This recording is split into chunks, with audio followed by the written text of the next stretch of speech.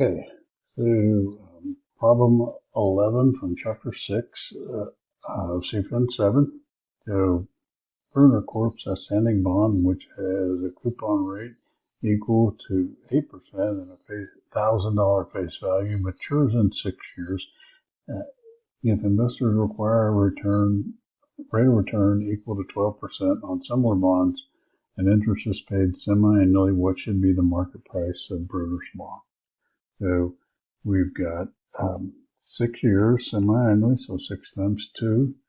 The investors required rate of return, our yield to maturity is 12, so 0.12 divided by 2, so 6% semi-annually. So our payment is the face value.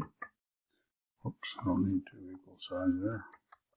$1,000 times 0.08 divided by 2, because our payments are semi-annually, so $40 every 6 months, and then $1,000 face value that the investor will receive back in 8 years. 6 years. Equals PV rate, comma, number of periods, comma, on the coupon payment, comma, and then future value. $832.32.